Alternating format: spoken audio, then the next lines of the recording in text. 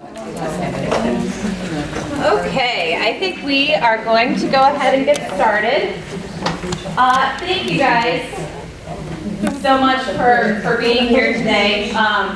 It was so funny because as I was on Sunday nights, I try to kind of go through the calendar for the week, and thinking about, coping with stress and anxiety, and I'm looking at all the things going on between parent conferences and, concerts and different things, and I was like, oh, but we have this on Wednesday, so it'll be fine. It's all going to be fine, because I'm going to learn something and it'll be great. For those of you I haven't had an opportunity to meet yet, I'm Sarah Walker, I'm the Director of Student Services for the district. This is our second parent night that we've had so far this year. They've been very well received. Our next one is in March, and that will be on bullying and meanness, right? And our very own Debbie Raisler is here. She's one of our guidance counselors from Nord. Will be one of the guidance counselors presenting at that one. The other guidance counselor will be Mary Scott Williams from the junior high. So very excited about that. Keep an eye out. Maybe we'll make it a Facebook event and it'll be even bigger and better. Few thank yous to Mercy Hospital for providing the refreshments that we have today, and also for being here today. We've got Elizabeth, Amber, and Allison, clinical psychologists that are going to share with you their information, and I think that's all I have to say. So take it away, ladies. Thank you. Thank you, Sarah. On behalf of all the presenters, I'd like to take a moment to thank the parents who are attending this evening. Our goal is to target practical ways to create balance in managing our own parental stress and with helping our children balance their own stress. So before we get into how to manage stress, we must first identify exactly what stress is. So Dr. Flowers is going to get us started with some information on stress.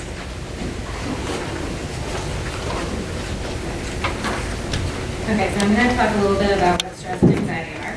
So in thinking about stress and anxiety, one of the important factors that I'm going to review is that it isn't necessarily all bad.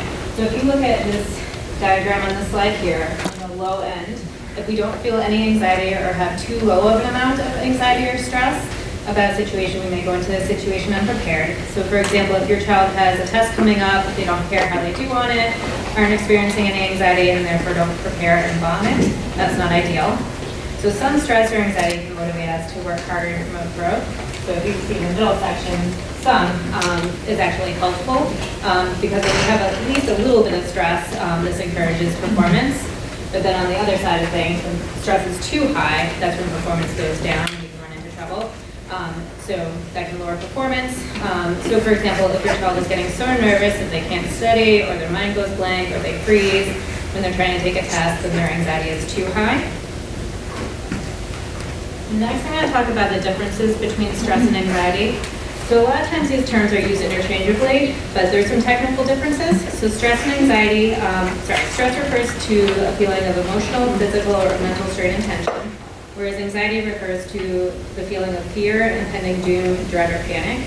So oftentimes it's difficult to tease out the differences, and when we're working with people in therapy, we often treat them similarly. So I'm going to go over a couple of examples. So for example, Joey is taking a lot of advanced classes and feels stressed about his workload. This can manifest as anxiety about getting all of his assignments done. Whereas Sarah feels panicky when she hears her parents fighting. If her parents are fighting frequently, this can lead to chronic stress. So next, Dr. Hill is going to talk about the causes of stress and anxiety. So the place that I like to start is by acknowledging that emotions within themselves, they are not good or bad. So it's not, well, happiness is good and therefore I should feel happy about everything all the time, and then anxiety or depression or anger even is bad. And the example that I use is this, okay? If I'm out in my yard and I'm doing yard work and I look and I see a snake, you can forget it. I am immediately anxious every time because my brain perceives a threat. It communicates that threat to my body. I get a shot of adrenaline, shortness of breath, my heart starts racing. I'm getting ready for that fight, flight, or freeze response. Okay, so in that example, that's anxiety working the way that it's supposed to, which is a really good thing. Although it does not feel good while I'm experiencing it, it's there to protect me and it's doing its job. Okay, now, if I look again and I see that my snake was really just a stick, then my brain should register that I'm no longer in danger, communicate that to my body, and it should be something along the lines of the relief. And then after a minute or two, I kind of get back down to my baseline. But what can happen is that if we are exposed to stressor, after stressor, after stressor, after stressor, after stressor, we're not designed to respond to chronic levels of that acute distress. And it can be enough to throw the whole nervous system out of whack, and it can leave us sort of stuck in this on position, where the part that we may be missing is the relief. Because if I've learned, well, no, I can't let my guard down. I need my guard up. I gotta be ready. What's next? What's coming? What do I have to manage now? And believe it or not, this sort of protective or defensive posture can actually be helpful in getting us through some of that along the way, but over time it can become very unhelpful. So I think that this is pretty easy to see when we have that acute stress in our face, when that snake is in the grass. But what about the times when the stress might not be so clear? I'd like to use my phone as sort of an example here, okay? And I go to this often because I think about my phone the same way that I think about my nervous system, okay? My phone's sitting here, I'm not using it, it's in sleep mode, and then when I look at my phone and I say, how in the world am I at 20% battery? I'm not even using my phone. But then if I take a little bit of a closer look, I can see that I have just got all this stuff draining my battery, all of this in the background. And that's the same sort of stress that we can feel on the nervous system, even if there isn't something right in my face. So now, Dr. Franz is going to give us some more information on how we might experience the symptoms of stress. So, as Dr. Hill just mentioned, preparing to fight, flight, or freeze is often our response when we've got immediate danger threat to us. And these are some of the ways that that might manifest in the body, right?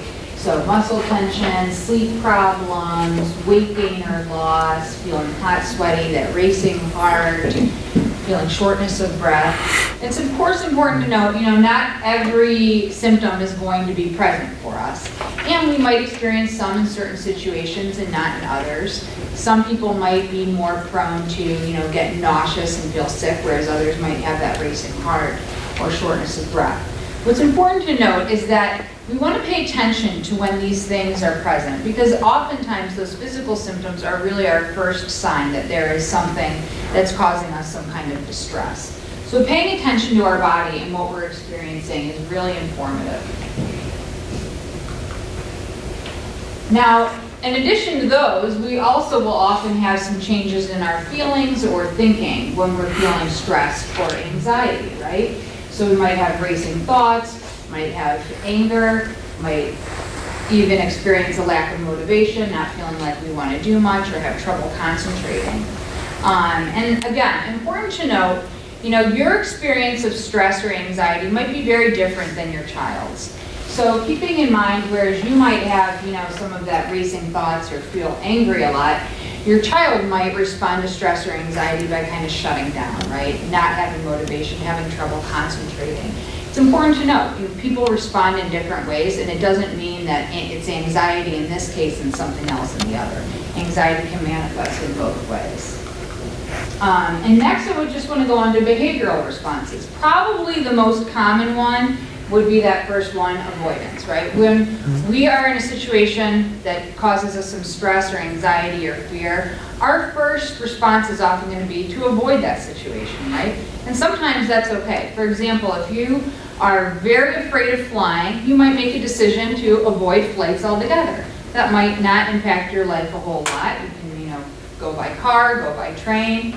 But if the avoidance is something like avoiding the classroom or avoiding going out and running errands, that's when it really becomes more of a problem.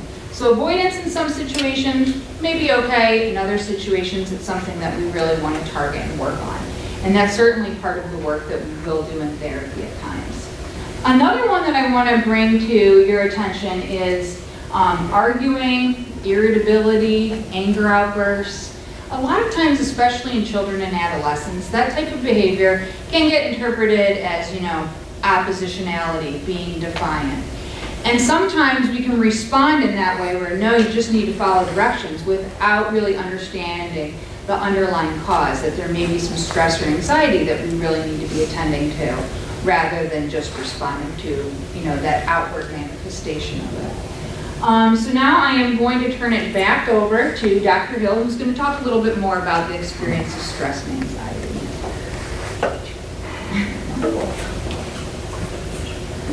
Okay.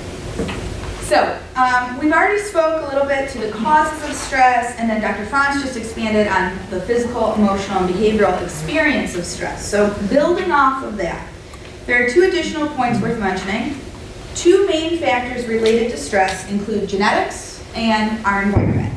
Now, the environmental stressors, such as financial stress or test taking, they're usually easy to spot. However, the genetic component might be a little bit more complex. Genetics are related not only to our family history of having a predisposition to anxiety, but also our own biochemical makeup. And so this is where I want to introduce the concept of the negativity bias, okay?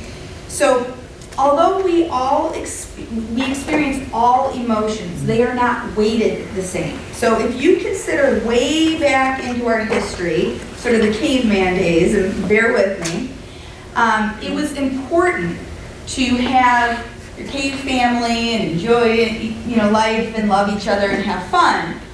But those emotions were not as important as being sensitive to the fear, the worry, and the anxiety, because those emotions helped ensure survival. So it was great to love my cave family, but it was more important to ensure that we survived. And so, as those anxiety-based emotions were critical to survival, well, we've evolved, and we no longer need that sensitivity, although there are risks. Generally speaking, I don't have to worry about walking out the door and having a mountain lion attack me, right?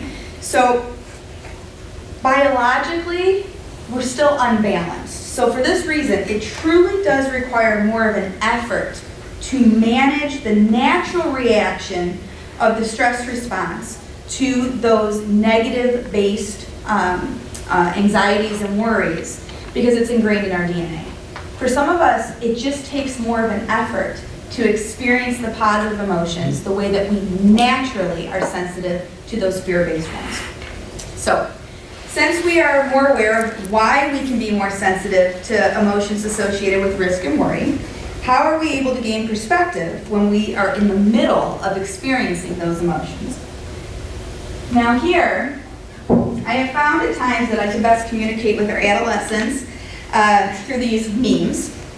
It helps me connect with them in a language that they understand, and this picture is sort of a perfect depiction of what I'm hoping to communicate. Adolescent development allows for this type of an emotional reactivity or an experience of stress. It might truly feel like the end of the world for something that they're going through. However, when we can take a step back and gain some perspective, we can reframe our experience of that stress. Sometimes when our stress feels this intense, it can be difficult to determine when your child's stress is appropriate or if it's something to be more concerned about. So Dr. Flowers is going to speak on how to tell that difference.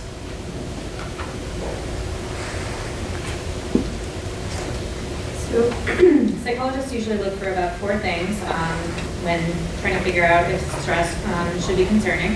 So duration, or how long the stress has been bothering the person; frequency, or how often the symptoms are occurring; intensity, or how strong they are; and impairment in function or impact on daily living. So if your child is getting a little nervous for tests occasionally, so that's a frequency. If it feels they are able to handle the stress, that's an intensity, and are doing well on the test, so no impairment. This is likely normal, healthy stress. If you think back to the first slide that I went over, that could actually be an optimal level of stress. But on the other hand, if your child gets very nervous for a week, so that's the duration before each test, that's the frequency. They are up the night before the test, experience stomach aches the morning of, so that's intensity. And they or their teacher comment that they seem to know the material but do poorer on the test than expected, that's impairment right there. So then it might be time to learn some new strategies and tricks to manage the stress. So next I'm going to show a short video that highlights a couple key points using analogy of a stress bucket. So this is going to talk about how we all have different tolerances for stress. So this can depend on our personality, our temperament, and all the different things that we have going on in our life. That's why something that seems like a small thing for one person can put someone else over the edge. And it's much harder for us to change our innate personality or temperament, but the video is also going to highlight that we can learn ways to reduce and cope with stress.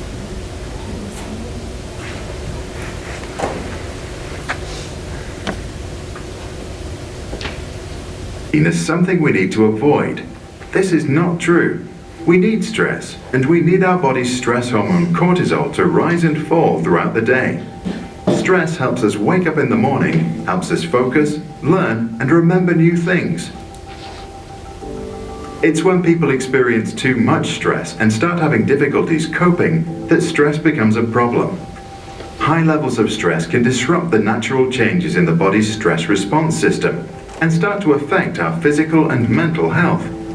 Over time, accumulated stress can result in false FFF response activations. When trying to measure our stress tolerance, the bucket analogy can be helpful. Our stress tolerance, or the size of our bucket, is a product of our genes, personality, and life experiences, and its size varies from person to person. The water in this analogy is the combination of all the stress in your life. We use the coping strategies we have available to keep our bucket from overflowing. They are like taps that allow water to drain from the bucket. Stress can include training, work, school, relationships, finances, moving, changing jobs, or the loss of a loved one. Both positive and negative experiences will affect the water level. A big bucket can hold more water or stress before it overflows. With a smaller bucket, less water is required for the water or stress level to become critical. While you can't change the size of your bucket, you can make life adjustments to reduce water coming in. You can also learn new coping strategies and stress management techniques to allow water to drain out. Mind tools, exercise, quality sleep, relaxation, and sharing your feelings with friends are some examples of effective water taps. Staying up late, sleeping in, drugs, inactivity, procrastination, suppressing or ignoring problems are examples of unhelpful coping strategies or false taps. They might give temporary relief, but actually result in water flowing back into your bucket. This video was created by Brave, Building Healthy Minds. Alright, so now I'm going to kind of continue this metaphor from the video and talk about some factors that might affect the size of our bucket, so to speak. And the first one I want to draw your attention to is temperament. So, temperament... That's okay. So temperament refers to a set of traits, characteristics that kind of determine how someone's going to approach and respond to the world, right? And these might include things such as activity level, our approach and withdrawal, adaptability, intensity, mood, attention span, distractibility, and sensory threshold. Now, some of these are obviously a little bit more involved in our response to stressors or anxiety than others, right? So, for example, our approach and withdrawal, that's one that is definitely more involved in terms of how we respond to stressors or anxiety. And it's important to note that for children, and really for all people, we vary in terms of these traits as well. And it's important to recognize for yourself and for your child kind of where you fall in these, right? So, for example, if your child tends to approach situations with a little bit more caution, be a little bit more reluctant, that's important to note because you don't want to misinterpret it as pathological anxiety when that's just kind of a natural response to how they approach the world. And observing where your child's at in these dimensions too can help determine whether or not you want to, go for a certain situation or set up certain, situations to kind of help your child cope with it a little bit better. The next thing I want to talk about is adolescent development. So some changes in terms of cognition and physical changes that affect how we respond to stress and anxiety. So one of the big changes in middle childhood and early adolescence is moving from concrete thought to abstract thinking abilities, right? So this is when children are kind of able to think about the world in shades of gray, so to speak, and they kind of think about hypothetical situations. In some ways, this is a wonderful move because now they're able to kind of set goals, think about the future, make plans. On the other hand, it does bring with it the capacity for thinking about situations that they might be fearing. So coming up with those worst case scenarios, or thinking about different ways that a situation might happen and kind of worrying themselves sick, so to speak. The other piece is physical changes, right? So during puberty, there's a lot of hormones that are flowing throughout the body. Those are creating some physical changes as well as some changes in terms of brain functioning. So they really do affect how adolescents experience their moods and also do have an impact in terms of emotional responses. Adolescents are naturally going to be a little bit more reactive in terms of their mood during this time. The other piece to note is there's a heightened stress response for adolescents compared to adults. Now, part of this is, again, those stress hormones and hormones that are, kind of driving the puberty. But the other piece is that for adults, the brain's fully developed, so we're better able to kind of moderate our stress response.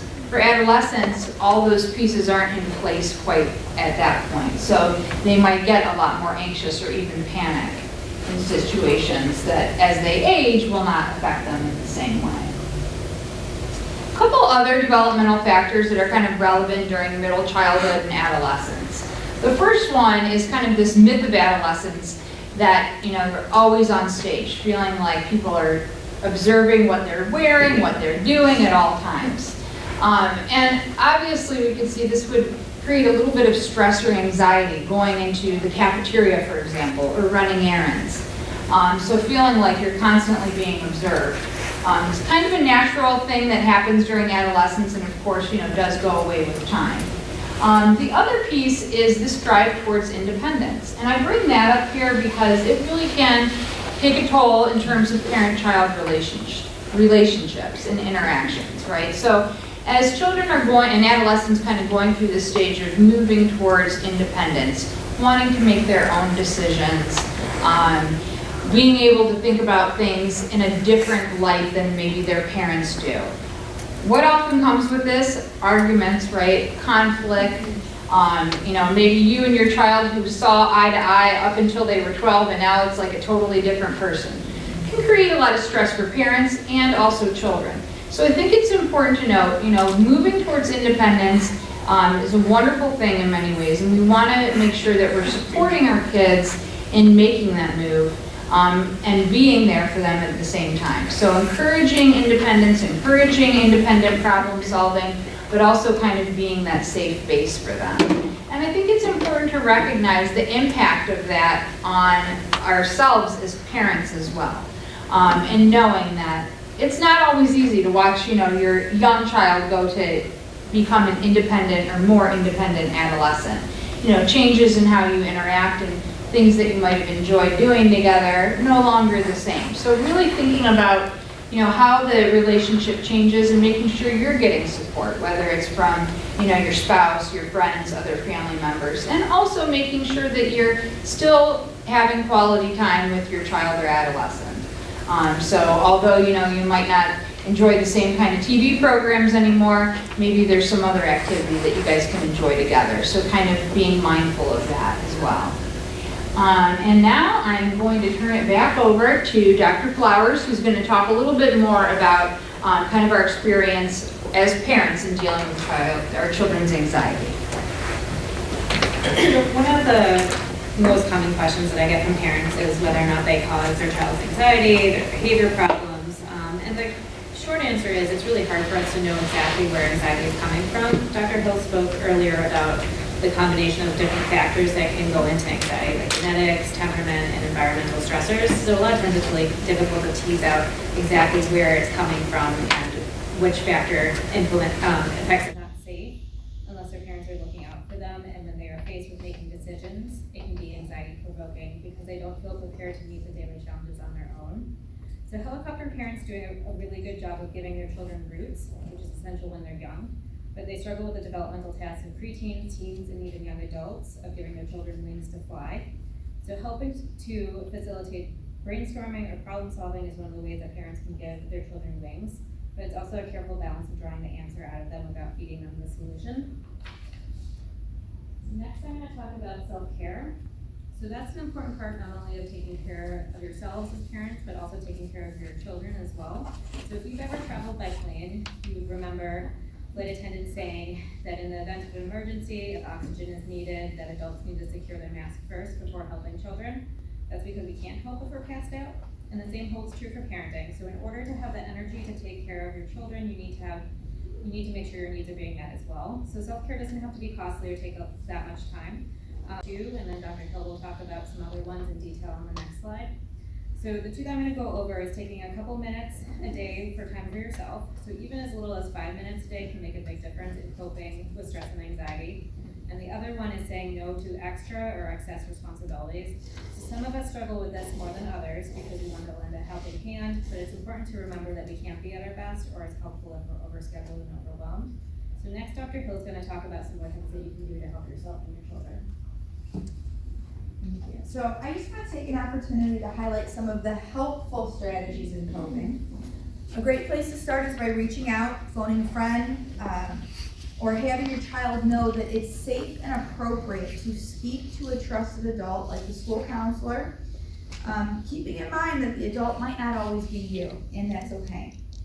This is really about tapping into our supports, and when we consider our support system, I think it's important to identify not only who or what our supports are, but what type of support that they offer. I think most people usually equate support with encouragement. And encouragement is one type of support, as is problem solving and humor and distraction and financial support and spiritual support. So it can be important to have someone to listen or engage in those other types of support.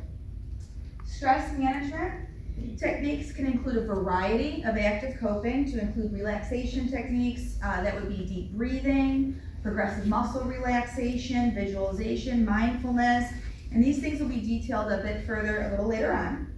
But stress management can also include being engaged in meaningful activities. So this can include your own hobbies, interests, and anything that can help increase our social connectedness with other people.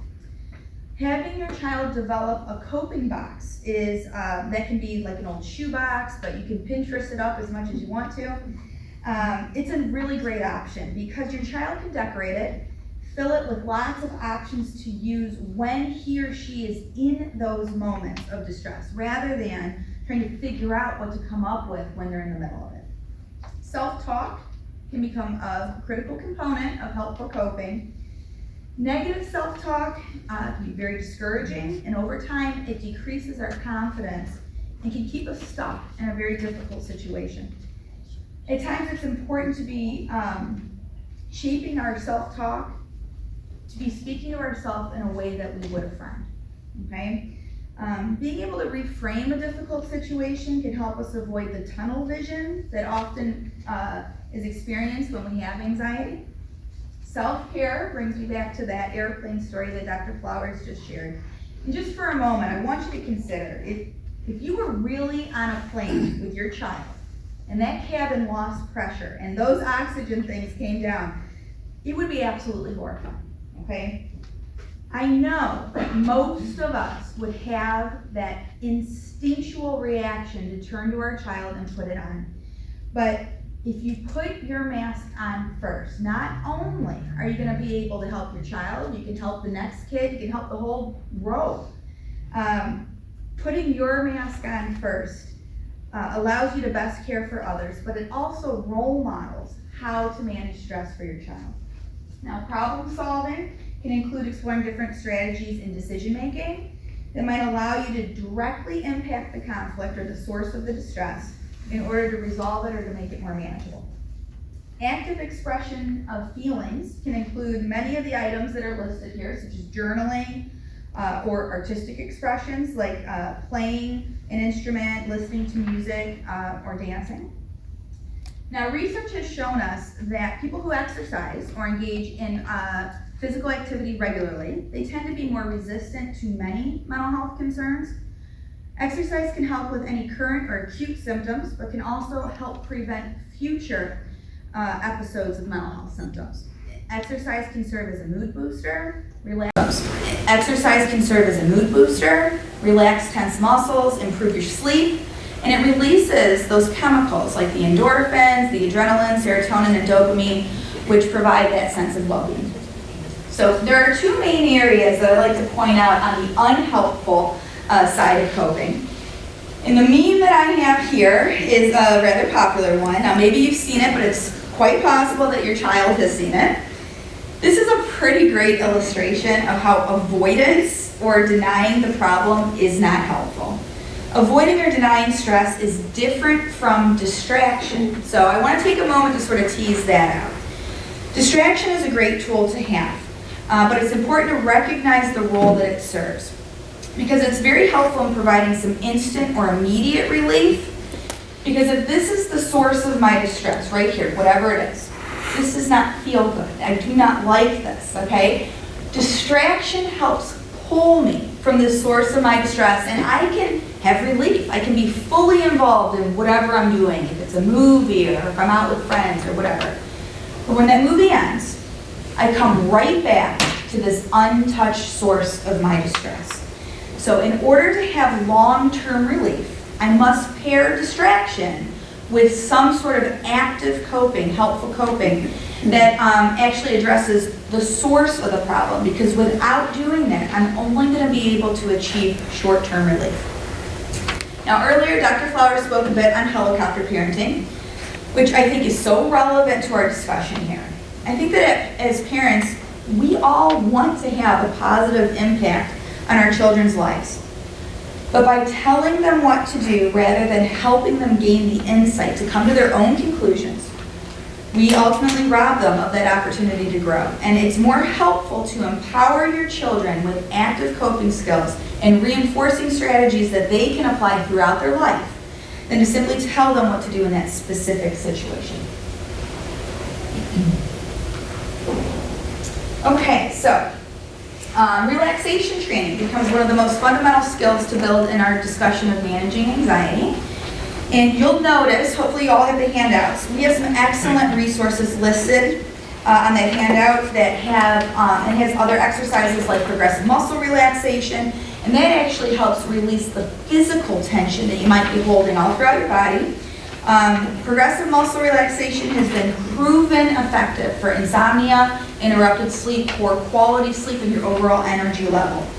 Now, mindfulness is a skill that helps us to be present in the moment without applying judgment to that. Now, what we've included on this slide is one example of controlled breathing. Now, this is targeted more towards some of the younger kids for this event, but older kids might enjoy some of the visual or audio aspects of it. So this video is only 60 seconds. So we would ask that if you're willing to carve out 60 seconds to actually participate in some controlled breathing with us.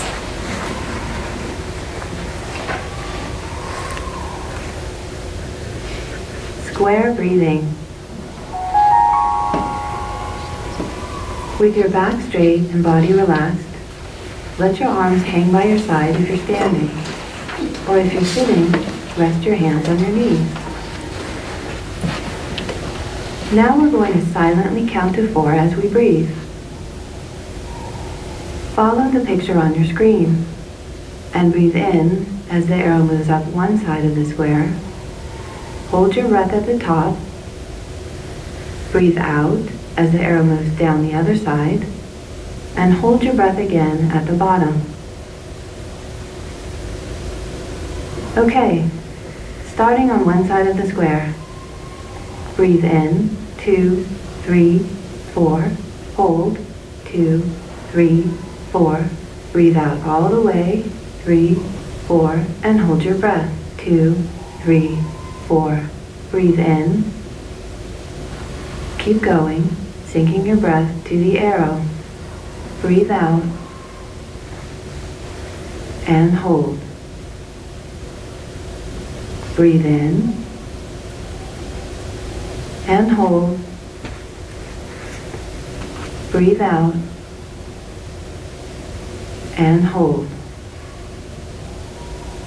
Breathe in and keep going while you follow the arrow on your screen.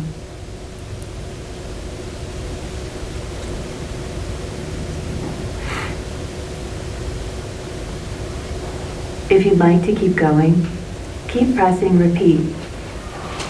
So just notice for a moment, was it uncomfortable to sit for even just about 45 seconds and breathe? Because that's maybe something to pay attention to.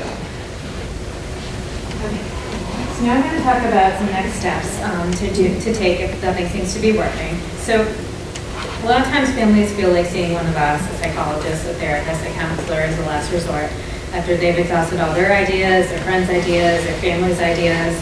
But we would suggest seeing one of us earlier on, because by catching and treating anxiety earlier, not only can you get symptom relief earlier, but the earlier that symptoms are caught, it's also often easier to implement strategies. So some further steps that you can take. On the handout, we have recommended books, apps, worksheets that have more information and strategies. You can ask if you and your child can speak to a school counselor. You can schedule an appointment with your child's primary care doctor or pediatrician. So especially if your child's doctor knows them well, they can help you and your child make a decision if they should see a mental health provider. And then of course you can also schedule an appointment with a mental health provider. So next I'm going to talk about some recommended treatment for childhood anxiety. So the evidence-based and first line of treatment for childhood anxiety is often therapy, and more specifically a form of therapy that we call cognitive behavioral therapy, or CBT. So CBT focuses on the connection between the thoughts, feelings, and behaviors, and then teaches specific coping strategies and ways to modify anxious thoughts. So medications for anxiety are also sometimes used in conjunction to therapy if a child or teenager are not able to implement the strategies from therapy or if the anxiety is severe. So medications are usually prescribed by a psychiatrist or your child's pediatrician or primary care doctor. So as psychologists, we usually recommend trying therapy first before medication for children. And there's a few reasons for this. So there's a good amount of research that shows that therapy is very effective for childhood anxiety. And there's also limited medications that help childhood anxiety. But that being said, there are some children that really do benefit from the combined treatment of medication and therapy. It's also always important to discuss the benefits and risks of medication with your medical provider before making a decision to start your child on medication for anxiety. And typically we would recommend therapy in addition to medication if your child's taking medication for anxiety. And there's a couple reasons for that. So psychologists have a helpful saying, which is pills don't teach skills. So you want your child to learn different strategies to cope and not have medication be their only coping tool for anxiety. And then we also wanted to mention that we work in primary care and pediatric offices for Mercy. So if your child has a Mercy primary care doctor or pediatrician, and you think it might be a good idea to have them speak to a psychologist, you can always speak to your doctor about a referral. And our handout has information about the offices that we work out of. So next, Dr. Hill's going to talk about some additional resources.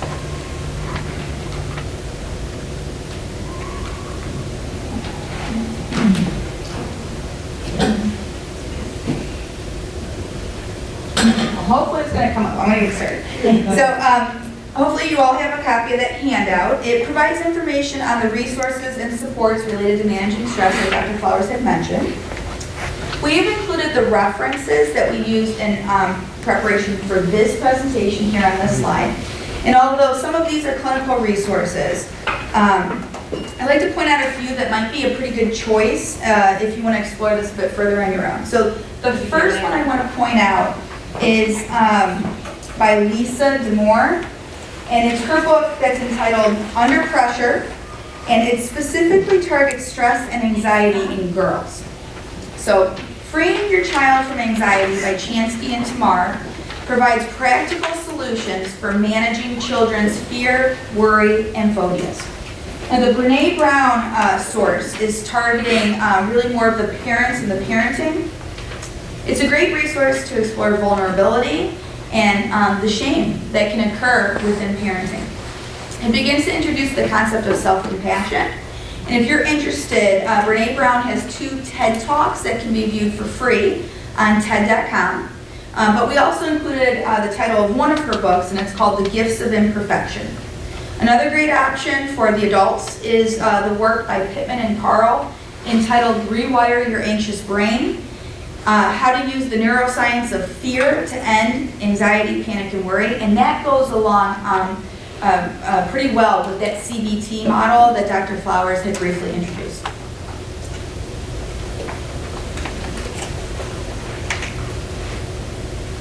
Okay, so in closing, before we open it up to take any questions that you might have, throughout this presentation, we've talked quite a bit about gaining perspective. And we wanted to share this last piece as it relates to our own negative self-talk and unhelpful thinking that we often experience as parents. Now, the focus of this video is more towards the moms in the room, but dads and other caregivers, please note that this is something that is still very applicable to you.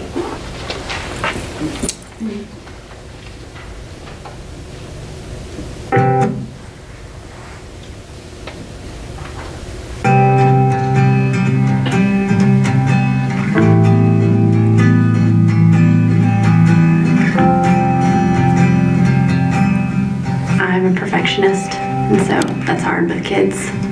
There's definitely days when I have my doubts about my abilities. I struggle with my temper. I struggle with like how I react with situations. I wish I knew how to,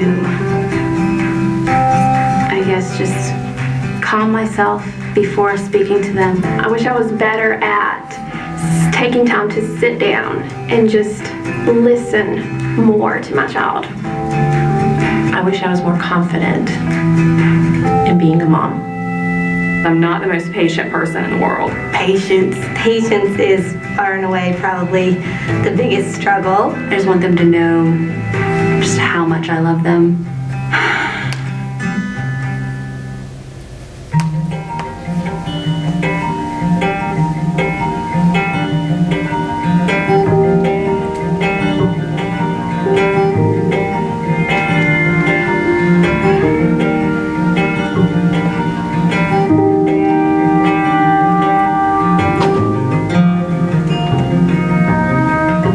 My mom is totally awesome. She's fun to snuggle with. Pretty, funny. She does cook a lot of food for me. She's just unique. That's why I love her so much. We go on dates together. Like, we go shopping. She loves me a lot. I have a lot of favorite things about my mom. We like to watch movies together and color and stuff. We go to church together, we volunteer together. She is like my heart, I guess you could say, because she's that close to me. My favorite thing is to jump on the trampoline with my mom. That's my most favorite thing, to go up high. We like get ice cream or something and like you go to the nail salon and have fun. My mom is my hero. She's pretty and beautiful. She is my hero. She just will care about me and just always love me forever. She's the best. That's so awesome. I always seem to focus mostly on the negative, and I guess I can walk out here and say that I'm doing something great and that my child is viewing me in totally different lenses as I would view myself. So that's inspiring. This is my calling. This is my job. This is what I love to do, and I will do it better and with love each and every day because those kids count on me and they love me for what I'm doing.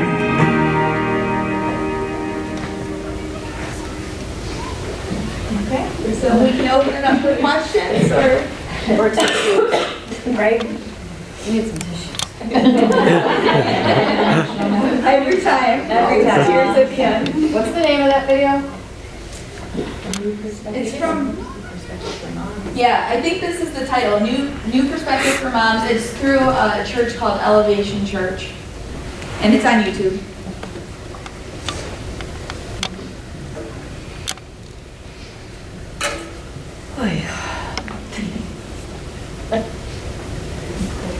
Well, I think think this is like a perfect time of year because, with the holiday season coming, and, with these mood cycles and this time change this week, it's killing me as a parent, right?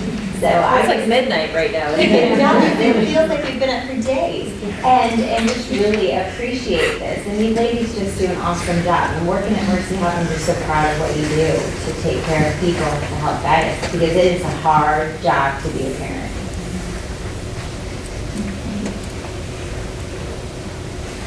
I think talking about taking a moment and taking time because it's, checking folders, doing homework, making sure you're managing schedules for everyone in the household. You do have to consciously take time and make time. It's hard. I think the thing that I try to talk with students about is that feeling uncomfortable is a normal feeling that we all have, and we all have to work through it. We're not going to go through life all day long feeling happy. I don't walk around feeling happy, like I'm good to go all the time. It's just working through feeling uncomfortable. And I think that, at least the students that I'm working with at the age that I'm in, they think that they're so egocentric that they think that everybody feels great all the time. That it's abnormal to feel uncomfortable. They don't think that that's normal. And helping them to normalize that. It's normal to feel uncomfortable. And how do we work through that? It's a great point. I often use the term, I'll say, life is not about the absence of emotions. It's about how we manage them. And the one thing that I think to kind of go back to on that is that idea of social connectedness. Because so often at this age, people, they feel like they're the center of the world. And, with technology and social media and everything else, we're almost kind of reinforcing that, people care about, what I eat when I wake up and, and everything like that. So that reinforces that idea. And we're not out there on a desert island. We need to be connected and remember this is human, this is a genuine experience. And even though it doesn't feel good, that it can be appropriate, but where can I be empowered to do something like that? Well, some of the things you mentioned about where to go. So we are very lucky here in Amherst. We've got our social worker here. Jill, say hi. And we also have guidance counselors in every building.